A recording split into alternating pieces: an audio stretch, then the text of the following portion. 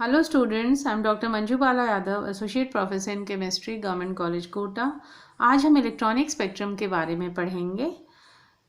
When a molecule is excited with high energy 5 to 10 eV, electronic transition occurs in the molecule. Electronic transition is accompanied by vibrational and rotational transitions also. So fine lines due to rotational and vibrational transitions in each band of the electronic spectrum are visible and continuous. हमने पहले भी जो है rotational vibrational Raman spectroscopy के बारे में पढ़ा है। आज हम इलेक्ट्रॉनिक स्पेक्ट्रम को डिस्कस कर रहे हैं।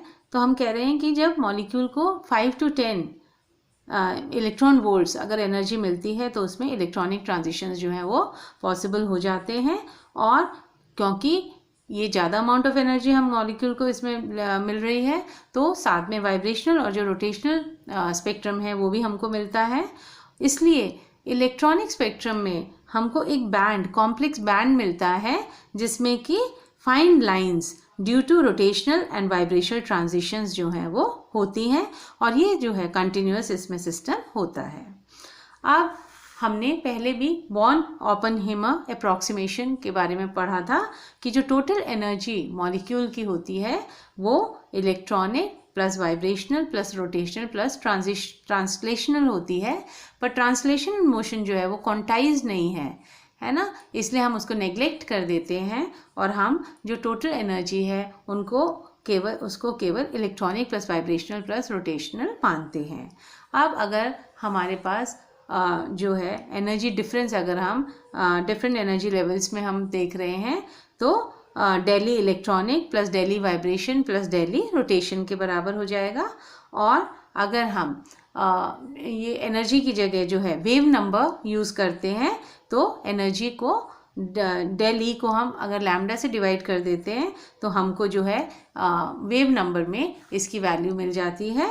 इसलिए del v total is equal to del v bar, या वेव नंबर हो गया, plus del v bar vibrational plus del v bar rotational centimetre inverse, है ना। और जो एनर्जी इलेक्ट्रॉनिक में है वो वाइब्रेशनल से ज़्यादा होती है और वाइब्रेशनल की रोटेशनल से ज़्यादा होती है। तो इसलिए जब इलेक्ट्रॉनिक मोशन हो रहा है तो साथ में वाइब्रेशनल और रोटेशनल मोशन तो होगा, ट्रांजिशंस उनमें होंगे एनर्जी लेवल्स में। अब हम कह रहे हैं कि जो electronic transitions on excitation of the electron occurs from bonding non-bonding molecular orbitals to anti-bonding molecular orbitals। हम पहले पढ़ चुके हैं कि linear combination of atomic orbitals के द्वारा जितने एटॉमिक ऑर्बिटल्स ओवरलैप करते हैं वो उतने मॉलिक्यूलर ऑर्बिटल्स हमको मिलते हैं। तो यहाँ भी हम देखेंगे कि जो इलेक्ट्रॉनिक एक्साइटेशंस हो रहे हैं वो किसकी वजह से हो रहे हैं, जो बॉन्डिंग और जो नॉन बॉन्डिंग मॉलिक्यूलर ऑर्बिटल्स हैं उनका जो है ट्रांजिशन किस में होता है, एंटी बॉन्डिंग ऑर्बिटल्स में होता है, मॉलिक्यूलर ऑर्बिटल्स में। और हम डिफरेंट टाइप ऑफ ट्रांजिशंस पढ़ेंगे जो हमारे डिफरेंट टाइप ऑफ बॉन्ड्स होते हैं उस हिसाब से sigma to sigma star, n to pi star, non bonding to pi star, non bonding to sigma star, pi to pi star. हमारे जो है ऑर्बिटल्स होते हैं सिग्मा बॉन्डिंग, नॉन बॉन्डिंग और पाई बॉन्डिंग, ठीक है। और इनमें जब ट्रांजिशंस जो हैं वो सिग्मा एंटी बॉन्डिंग, पाई एंटी बॉन्डिंग या सिग्मा एंटी बॉन्डिंग, पाई एंटी बॉन्डिंग, इनमें हम पढ़ेंगे। आगे हम इसको डिटेल में पूरा सिस्टम को देखेंगे। अब बच्चों हम पढ़ते हैं कि जब ट्रांजिशन होता है bonding to anti bonding molecular orbital electronic transition, तो जो पोटेंशियल एनर्जी में चेंज आता है वो हम देखेंगे। और ये बहुत इम्पॉर्टेंट जो है प्रिंसिपल है किसको इन्वेस्टिगेट करने के लिए, vibrational structure of electronic spectra. यानी कि जब इलेक्ट्रॉनिक एक्साइटेशन हो रहा है तो साथ में वाइब्रेशनल एक्साइटेशन भी हो रहे हैं, तो उसका जो स्ट्रक्चर है, वाइब्रेशनल स्ट्रक्चर, वो हम पढ़ सकते हैं। और इसके लिए फ्रैंक कॉन्डॉन प्रिंसिपल जो है वो बहुत इम्पॉर्टेंट है। This principle states that an electronic transition takes place in such a short time that a vibrating molecule does not change its internuclear distance appreciably during the transition. That is, the nuclei do not change their position. So electron goes to higher energy level but molecule does not dissociate.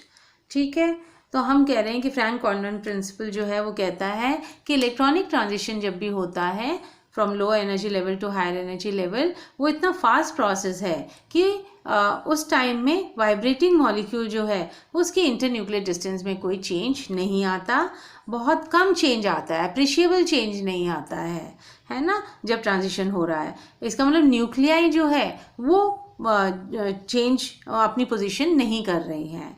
और हम कह रहे हैं कि electron जब higher energy level पे जाता है तो मॉलिक्यूल, सिर्फ इलेक्ट्रॉन ही हायर एनर्जी लेवल पे जाता है, साथ में मॉलिक्यूल जो है वो डिसोशिएट नहीं होता। तो ये बहुत इंपॉर्टेंट बात हम बता रहे हैं कि पहले हमने पढ़ा था जब वाइब्रेशनल मोशंस पढ़े थे, डिफरेंट जो है stretching, symmetric, asymmetric, bending, waging, अलग अलग टाइप के हमने जो है वाइब्रेशनल मोड्स पढ़े थे। तो उसमें हमने कहा था कि जब वाइब्रेशनल ट्रांजिशंस होते हैं तो या तो इंटरन्यूक्लियर डिस्टेंस, उनमें बॉन्ड डिस्टेंस चेंज हो रहा था या बॉन्ड एंगल चेंज हो रहा था। पर यहाँ पे ये जो इलेक्ट्रॉनिक ट्रांजिशन है ये इतना फास्ट है कि वाइब्रेशनल जो है वाइब्रेटिंग मॉलिक्यूल है उसकी इंटरन्यूक्लियर डिस्टेंस चेंज नहीं होती है, इसलिए न्यूक्लियाई जो है वो क्योंकि पोजीशन चेंज नहीं करता है तो केवल इलेक्ट्रॉन हायर एनर्जी लेवल पे जाएगा पर मॉलिक्यूल डिसोशिएट नहीं होगा। अब जो है ये जो ट्रांजिशंस होते हैं इनको हम क्या बोलते हैं, वर्टिकल ट्रांजिशन। और हमने पहले देखा कि ये हमको क्या बताते हैं, जो वाइब्रेशनल इलेक्ट्रॉनिक स्पेक्ट्रा उसके बारे में, उसकी इंटेंसिटी के बारे में बताते हैं। ठीक है, the intensity of various coarse structures depends upon the vibrational wave functions psi1 and psi2 in the ground and the first excitation. तो ये जो vibrational wave functions है psi dash and psi double dash in the ground and first excitation, इनको हम जो है इनका structure किसके ऊपर डिपेंड करता है, इंटेंसिटी जो आएगी वो जो वेव फंक्शंस हैं उनके ऊपर डिपेंड करती है। अगर इन दोनों वेव फंक्शंस के बीच में ओवरलैपिंग है तो स्ट्रॉन्ग इंटेंस हमको ट्रांजिशन मिलती है between the two vibrational levels. और ये क्यों मिली, क्योंकि दोनों जो पोटेंशियल एनर्जी कर्व्स हैं उनमें लोअर इलेक्ट्रॉनिक स्टेट में और हायर इलेक्ट्रॉनिक स्टेट में वो दोनों जो है ओवरलैप फुली करती हैं। किंतु जब हम दूसरे केसेस पढ़ेंगे जिसमें कि पोटेंशियल एनर्जी कर्व जो है एकदम आपस में जो है ओवरलैप नहीं कर रही हैं, तो वहाँ पर हमको डिफरेंट जो है इम्पॉर्टेंट पीक्स मिलती हैं जो कि edge of the potential well पे मिलती हैं। ये हम आगे फ्रैंक कॉर्डन प्रिंसिपल जो है इसको इस ग्राफ से हम क्लियर करते हैं। हमने 3 केसेस यहाँ पर लिए हैं। ए जिसमें कि ये हमारा इलेक्ट्रॉनिक स्टेट है E0 और ये E1, ठीक है, लोअर ये इलेक्ट्रॉनिक लेवल है और ये हाई इलेक्ट्रॉनिक लेवल है। तो जब एक इलेक्ट्रॉनिक लेवल से दूसरे इलेक्ट्रॉनिक लेवल में ट्रांजिशन होगा तो हमें पता है साथ में वाइब्रेशनल जो है ट्रांजिशंस भी होते हैं। तो फर्स्ट केस में सेम बिल्कुल पोटेंशियल एनर्जी कर्व दोनों जो है इलेक्ट्रॉनिक स्टेट्स में बिल्कुल सिमिलर है और वो आपस में मतलब उनके जो वेव फंक्शंस हैं जो है सिमिलर हैं और वो ओवरलैप टोटली कर रहे हैं। तो यहाँ पे जो हमको पीक मिलेगी वो बहुत इंटेंस पीक मिलेगी, ठीक है, और दोनों के जो इंटरन्यूक्लियर डिस्टेंस है वो सेम है। अब हम सेकंड केस बी केस देखें तो इसमें आप देखिए कि हमारा जो ऊपर का जो पोटेंशियल एनर्जी वेल है वो displace towards the right, internuclear distance जो है वो इसमें बढ़ गई है।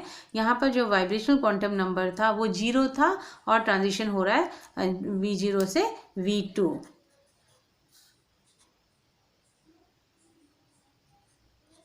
ठीक है, यहाँ पे हमारा V इस से 0 से 0 ही हो रहा है। यहाँ पे हमने इसको अब आप देखिए यहाँ पे 0 से और कहाँ पर हो रहा है 2 पे हो रहा है, ठीक है।